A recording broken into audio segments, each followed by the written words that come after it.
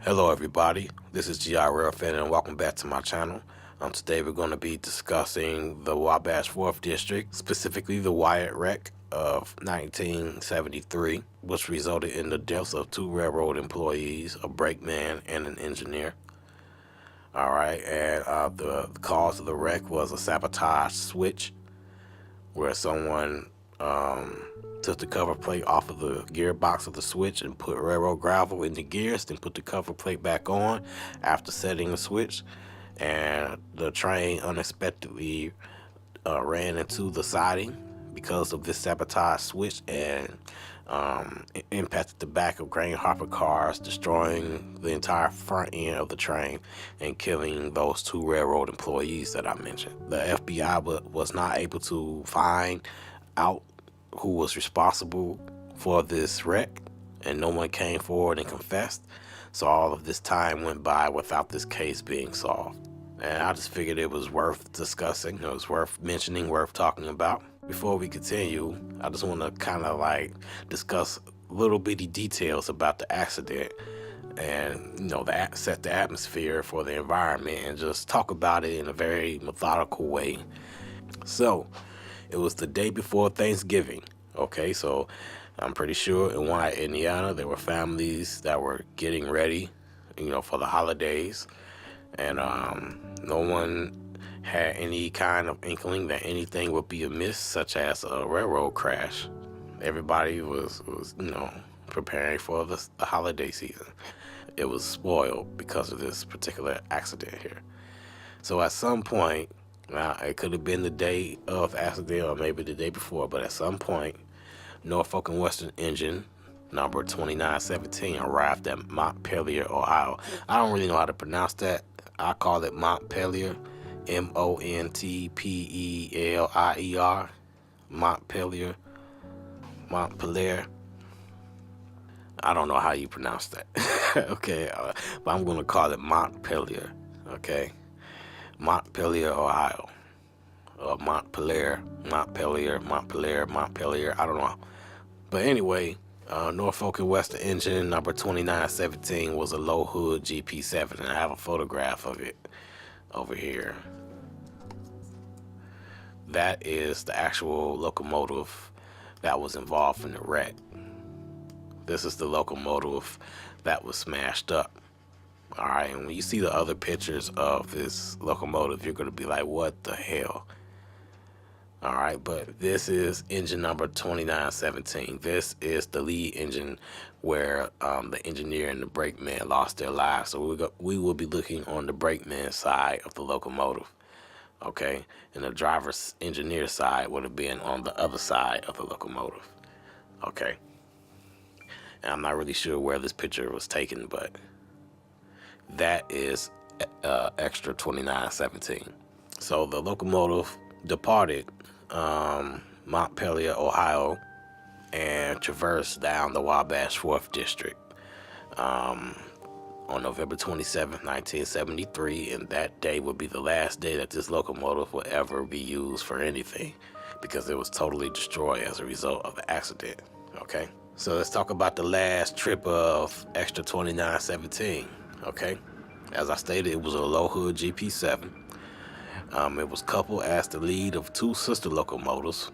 The second locomotive was 3471, and that was a high hood GP7, and then number 649, which was a GP9. 2917 was 5 months from being 10 years old. It did not have any dynamic brakes, and we'll talk about the brake situation later, okay? The locomotive was built for Wabash Railroad and renumbered, not renumbered, but when it was built for Wabash, it was number 546. But when Norfolk and Western acquired it, the number was changed to 3,546, and then changed again to 2917, July of 1970. So 3 years prior to this accident, the locomotive changed. So this particular locomotive had 3 different numbers before it was destroyed. Okay, so I really don't want you all to get confused about that. Okay, number 2917 is really the only number that you need to know. All the other numbers that I said, you know, you could dismiss those, but just for the standpoint of history for the locomotive, I just thought that I mentioned that. I couldn't find out any information about number 3471. However, number 649 had an extensive history before being retired in 1984 and scrapped in January of 1985. Number 649 was 2 months from being 15 years old at the time of the accident. Now, all three engines were hitched up to a 140-car manifest train, and the train had a caboose. Okay. The second engine, engine 3471, was riding long nose forward. Okay, and I read in other accounts on the internet that the crew, and we're going to talk about the brakes. All right, that I read on the internet from other people that the crew who was manning 3471 had misgivings about the air. I read accounts on the internet in the railroad forums that the crew riding this train on that day had misgivings about air on one of the locomotives, and they didn't state which locomotive that it was, but I want to say that it was probably 2917. I mean, there was talk about those old locomotives having old hoses and bad brakes and etc. I was unable to find any record of any repair work done on any system of 2917 on the Norfolk and Western Archival website. That website, the railroad forum I'm talking about, they describe all three engines to be pretty beat up and worn out, and they are all reaching the end of their usefulness. However, the accident report states that mandatory air brakes were done prior to departure, and the brakes appeared to function as they were intended, at least for the particular route that they were taking on the Wabash 4th. All right, so, you know, you can take that with a grain of salt. At least I do, you know what I'm saying? But at 2:25 p.m. Eastern Standard Time, train extra 2917 with two sister locomotives and the 140-car manifest freight departed Montpelier, Ohio, westbound, heading along the old Wabash 4th. And for the whole beginning of the trip was routine with nothing remarkable to attest for. All right. The Wabash 4th District led trains coming from Montpelier, Ohio to Chicago, hitting businesses and yards and interchanges along the way. And extra 2917 certainly was headed towards Chicago. However, it's unknown if any businesses were served along the way on that day. It seems to me that the train had a specific destination in Chicago with no scheduled stops along the route, but as I stated, I can't find anything to confirm that. Okay, the Wabash 4th was in dire straits. All right, and there are other photographs of the Wabash 4th that I want to show you guys.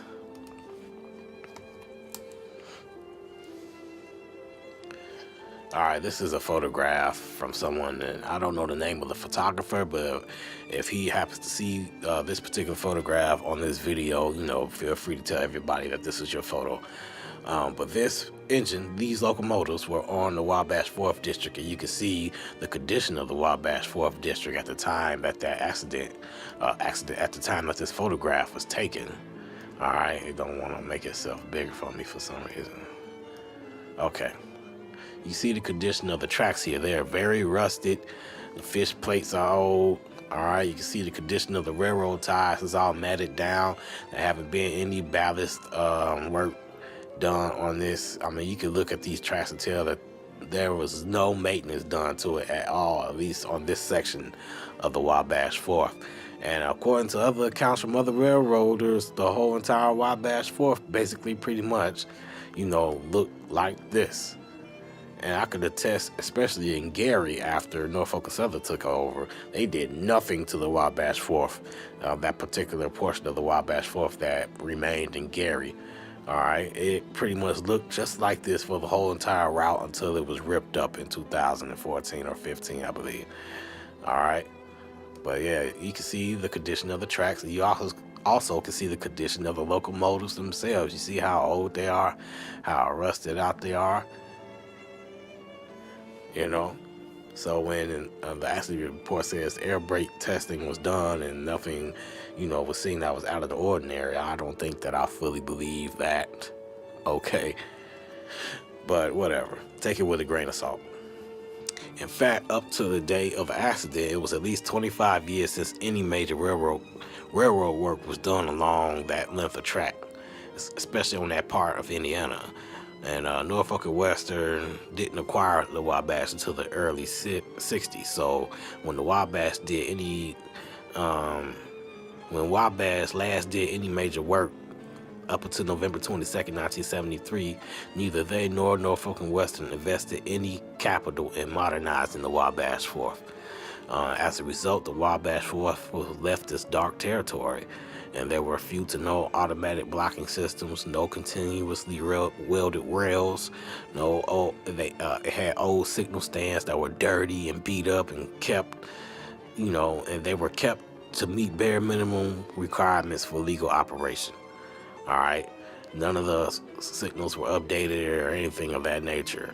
So, the track bed was in bad shape. It was tall weeds growing along the side. The gravel was compacted. The railroad ties were rotting and loosening. The ties also had begun to rot and splinter, and as a result of the disrepair, maximum train speeds were reduced from 50 miles per hour to 40 miles per hour. So the railroads really shot themselves in the foot when it comes to the Wabash Wharf, refusing to modernize it. If they had just done a little bit of ballast work and replaced the railroad ties, I believe the Wabash Wharf probably could have survived, being abandoned. But since none of that work was done, the rest is history. The speeds were reduced from 50 miles per hour to 40 miles per hour. However, trains rarely reached 40 miles an hour because of the condition of the tracks. The segments of the Wabash Wharf were too compromised to run at top allowed speed. All right, and long sections of that line had to be traveled at lower speeds, sometimes even as low as 30 miles per hour. And I read accounts that stated that the entire branch was in that condition. And others said that, certain portions, certain segments were that bad. But as far as Wyatt was concerned, the tracks were bad in either direction going east or west for 3 miles at least past the city. And that's not even Wyatt. I don't even know why I went over there. This is Wyatt. All right. So 3 miles east and west of Wyatt, the tracks were in very, very, very bad condition. And that also included the area where the accident took place. All right. By 5:23 p.m., Extra 2917 was traveling on the Wabash Wharf. It was east of Wyatt. All right. And it was traveling in the zone where some of the track segments of the Wabash Wharf were the worst. And at some point before reaching Wyatt, Extra 2917 slowed to about 32 miles per hour. And at about 5:23 p.m., the train would have been crossing State Road 19, entering into the town of Wakarusa. And in 3 minutes, it will exit Wakarusa and start its approach to Wyatt, Indiana. All right. So by 5:38 p.m., the sun is setting. The sky is a heavy dark blue. It's rapidly approaching nautical twilight. The faintest of stars pierce over the ever-darkening sky, and we're about 2 minutes from impact now. And we're basically about an hour west of Millersburg at this moment. The train would have been traveling this direction on the map, all right, coming this way. And the north side and the south side is here, all right? So the engineer would have been sitting on the north side of the cab, and the brakeman would have been sitting on the south side of the cab. The sky was barely able to illuminate anything on the ground. The land would look very dark, except for what was illuminated by the running lamp on the locomotive, okay? In a perfect situation regarding the type of signal, and it was a very old type of signal. I don't have a photograph of the signal, okay, for that particular sighting, all right? So this picture is 3470. This is not 3471. Okay, but basically it's the same locomotive. All right, I don't have a picture of that signal. I thought I had a photograph of a signal somewhere. All right, so like this, you see here, like this is an order signal. It's not a switch. All right, so the signal back further up would not look like this semaphore here. It wouldn't look like that. Where is it? Oh, there you go. Okay, the signal would have looked like this. Something similar to this. It would have been a high target switch stand. So this right here is the high target switch stand. Of course, right here, this is the low target switch stand. All right, and it is an old school looking switch stand, and I chose this one because of the age of the Wabash 4th District, and I tried to guess the type of switches that would be on the branch. And according to what I've read, according to what I've researched about the time when these switches were installed, which would have been in the late 30s, early 40s, they would have looked something like this. And I'm not saying these switches were brand new. They could have been switches that came from anywhere else and then just installed on the branch.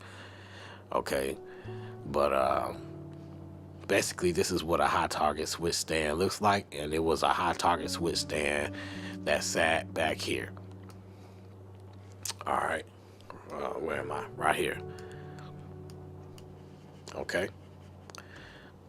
The eastern switch had a red banner on the top. All right, and actually, let me put it like this: the actual elevation for the railroad track in this location was elevated about 10 feet off of ground level on an earthen embankment, and the eastern switch off of the main until the passing siding. It stood a Raycor Type E high target switch stand, and it had a red banner that was painted red with a red reflective coat. All right, at the top of the switch stand, and it was also a red lamp built into the banner, which showed any approaching train what the alignment of the switch was before it passed the switch. Okay, so it was a 4-part banner. So this right here, this is a 2-part banner. The eastern switch on the Wabash 4th by Wyatt Grain was a 4-part banner. All right, so the segments were colored green and red, and green meant that the switch was positioned for mainline trains to pass, and of course red means that the switch was positioned for mainline trains to enter the siding. And the switch could only be operated if the padlock was unlocked and removed from the hand lever. The lever had to be removed from its position by stepping on a foot latch that released the lever. Then the lever could be moved by hand to align the switch back and forth from the siding to the main line. All right, and you have to look at it. You have to know about the operation of the switch and how this accident was able to occur. And this was how that accident was able to occur, because somebody moved the switch off of the main line onto the siding. So continuing on talking about the switch, there was talk, excuse me, this is a Wyatt folder. I know it says Wyatt, but I have a bunch of stuff mixed up in here. So if you see stuff from Gary and all of that, just, ignore it, because I have a lot of different stuff in here. There's another accident that I may even mention this one. All right, so let's go ahead and talk about this. All right, so I was provided photographs of the actual crash. Okay. And these photographs are beyond belief. I was provided these photographs by a local who's affiliated with the Wakarusa Railroad Museum. And I'm not really sure or certain if he wants me to mention his name, in the video or not. But I know who he is, and I want to just thank him from the bottom of my heart for helping me out. He donated a Wabash 4th District book to me. All right, and I found out a lot of information about the Wabash 4th that I wouldn't have found out otherwise. A very good book by Mr. Bard. Shout out to you, man. Thank you so much. And he gave me pictures. He actually posted these pictures in a Abandoned Railroad forum So there are pit photographs that you've probably seen already if you know about that forum on Facebook. The photographs that he posted, were not like actual scans. I have the actual scans. Okay, so here we go. We're just gonna go ahead and start it up like this. So this is a photograph of the Wabash 4th District. All right, and you can see up ahead that. All right, so here's one photograph of what the Wabash 4th looked like a couple of days after the accident. It's either the day after the accident or 1 or 2 days after the accident. The train was still, all over the ground. And we're going to go ahead and get into it. Now, you see this? Just look at that. Now, these were the sister locomotives, okay? And we're looking at, so this locomotive right here would be number 649. Of course, obviously, you see the number there. But this locomotive over here onto the side would be 3471. Now, you can just imagine what kind of forces were at play here when looking at this picture. Now, this is the embankment, the 10-foot embankment that was 10 feet off of the ground, as I already explained. You can see the debris of the first locomotive and the hopper car in this photograph here. Yeah, this right here is the first locomotive. But yeah, there is a better view. We're just gonna go ahead and go to it. Okay, look at this. This is 2917. This is what was left of 2917. Now, you all saw what 2917 used to look like. All right, just take a look at this. This is 2917. This is what this locomotive used to look like. Okay, just look at it. This is what's left of 2917. You can see how the locomotive and the hopper car basically blended into each other. You see the engine block here for 2917? This is the locomotive where those 2 railroad men lost their lives. This is what's left of it. All right. Now, I was told that when this photograph was taken, the fire department had already hosed down the train and washed off all the blood. I was told that the cab portion that was sheared completely off of the train, by the way, was just covered in blood. Looked like the cab was just painted red on the inside. You go from, where's that logo? Yeah, you go from this to this. There's no way a human being could have survived this. No way. Now, see, this locomotive right here would be 649. And you see all the trucks on the ground here.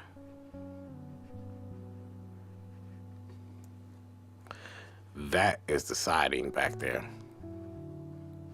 This is the main line. You can see how the grain hopper cars just toppled. And just look at this. Look how violent this crash was.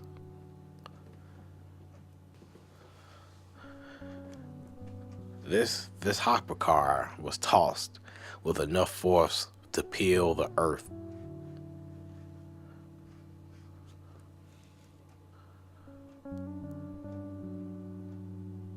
Look at this. I mean, these photographs just basically just paint the picture for you of how utterly violent this crash is. And the railroad wrecking crews have not arrived yet to, move the debris around. And you see it's probably some railroad employees or some accident investigators back here. And this is the first engine back here.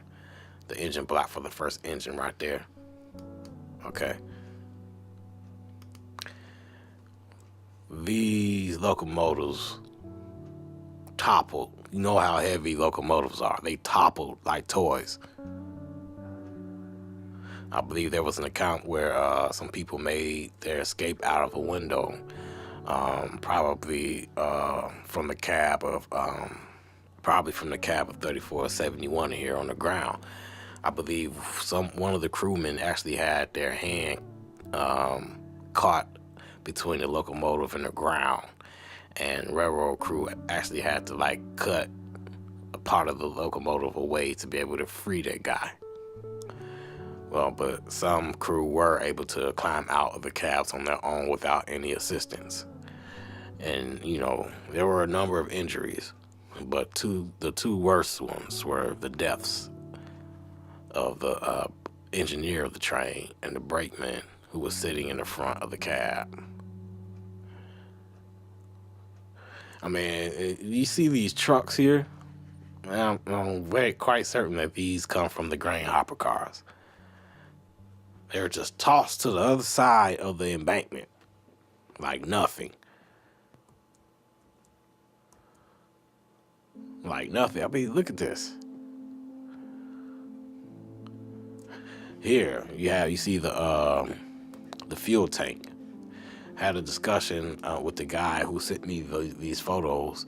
They were very lucky that there was no explosion, because I believe if had that fuel tank ruptured, it would have been more people that would have got killed. Probably everybody at the front of the train.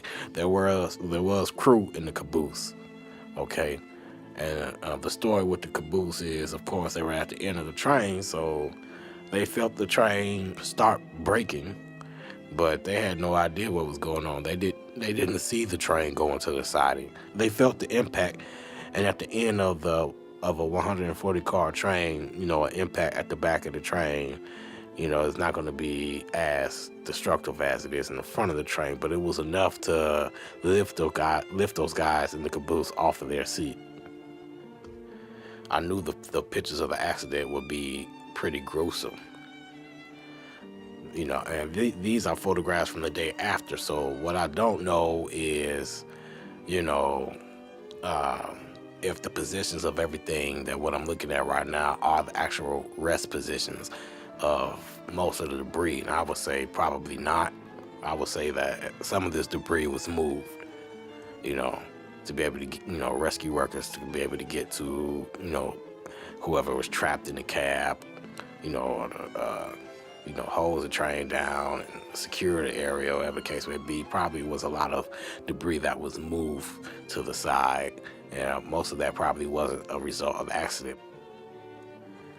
I mean, just looking at this locomotive, what's left of this locomotive is mind-boggling.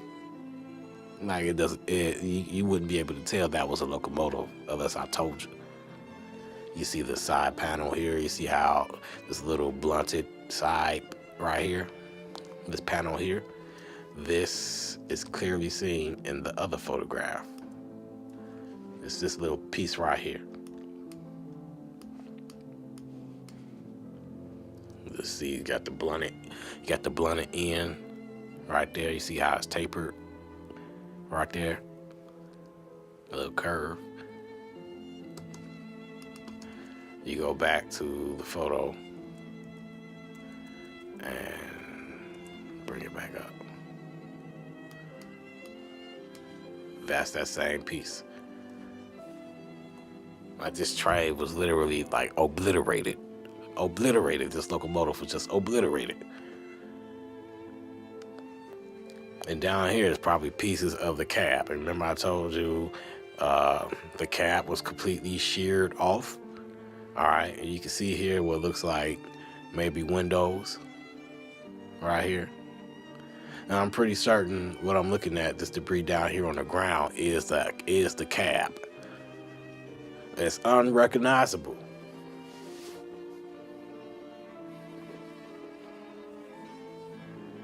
So just looking at where things are sitting, West is probably on the left side of this picture. All right, so the switch would have been east of this. So, like, This is another photograph of 2917's engine block right there. This is engine locomotive 649 here, and 3471 would be on the other side. You wouldn't be able to see it. It is depressing looking at these pictures, though. Like, every time I haven't, when the guy sent me these pictures, I didn't, I looked at them for the first day, and I was first just awed that he had them. And then just like really analyzing the pictures and just looking at it, it is quite depressing going over these photographs.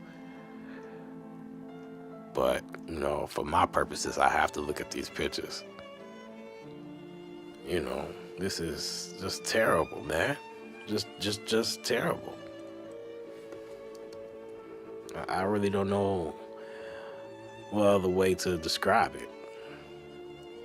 This is an example of what a hopper car looks like. You see this is why I have that in here. I just wanted to show that to you guys. This is what a grain hopper car looks like. So the hopper car goes from looking like that to looking like this. So these slides were, like I said, were provided to me by a local, and he gave me permission to share these photos. So I'm going to be posting these photos on my page. All right, so anybody want to get these particular photographs, just come to my page. You can get them from me, or if you know how to talk to that guy, where the abandoned form is, I guess you could talk to him about it. But as far as his, pictures, because these are his property, he just gave me permission to share it. These are not my photographs, so I can't tell anybody, Me, I'm just trying to be respectful to the crew and respectful to everybody that was involved in the accident, and kind of keep the integrity of this accident intact without sensationalizing it too much, because I really don't want people to, take this accident out of context. And you know how people are when they take things and just run with it, and they don't know what the hell they're talking about. Like, I really put in the work to research this particular accident, and I wasn't there the day of, but I think that this accident is worth looking at a second time. I don't have any dreams of ever solving this. I don't know if the perpetrators will ever come forward. I would say if they haven't came forward in 45 years, they probably will never come forward. So I'm not trying to be, the next internet sleuth. But there are things that I'm interested in that I just want to talk about on this channel. And there are a lot of different things that, could be covered. But I really don't have the information. I'm waiting for the government to answer my FOIA request and hand me the accident file. There's a severe lack of information about this, and this is my FBI application to a FOIA request. And of course, the FBI still hasn't gotten back to me. So, Oh, yeah. Let me talk about this. Leroy LaPelt, all right? He was the brakeman on 2917 that died. And this particular lawsuit actually gave you the names of all of the people, well, most of the people who were working on the train crew at that time. So you have Delroy LaPelt. I called him Leroy by accident. Delroy LaPelt, all right? Delroy LaPelt. And then the engineer, his name was Owen Perkins. All right, there is a photograph of Owen Perkins that I want to show you guys. All right, so Owen Perkins would be the guy in this window here, all right? And he was the engineer on 2917. So it was him, Mr. Perkins, Owen Perkins, then Mr. Delroy LaPelt. lapel, and both of them lost their lives in this accident. And I believe this photograph was taken about 6 years before the accident. So this is pretty much what Mr. Perkins would have looked like at the time of the accident in 1973. All right, so we have those two, Mr. Liepelt and Mr. Perkins. Okay, and then it goes on to name the names of the other crew members. The names of those other crew members were McAdoo Maynard, Terry Northup, brakeman Clayton Manley. Well, actually, Terry was the brakeman, I'm sorry. Then you had the flagman Clayton Manley, and then Roger Shepard, who was the conductor. McAdoo Maynard and Terry Northup, they rode in the second locomotive. All right. And then Clayton Manley and Roger Shepard, they were in the caboose. Crazy, Mr. Shepard, he has my last name. Probably no relation. But anyway, this lawsuit was a pretty important lawsuit as it covered, maximum damages to be paid by a company. All right, so she won a substantial sum of money, basically, and it was kind of a influential case. So I'm not really gonna go over this lawsuit right now, because this is something that happened after the fact, and I am interested in everything that happened after the fact, but just to cover some more bases and show you guys everything that was going on. All right, so I'm not going to keep droning on, because I could nitpick you to death with details. All right, and I'm not going to do that in this video, at least not until I get any more details. So I probably won't be doing any more videos about this crash till I get the case file from the National Archives. So that's about it. So I hope you all learned something. I hope you all enjoyed this video. Please like, share, and subscribe to this channel.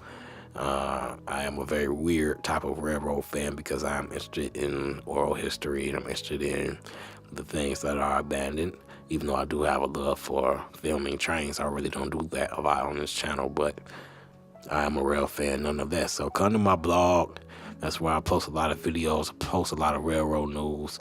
I post a lot of, different opinions that I have regarding the railroad. And I have a private group, which is also accessed from my Gary Rail blog page. So I'm going to go ahead and stop talking, because my voice is giving out. So this is GR Rail Fan. Thank you for watching. Goodbye.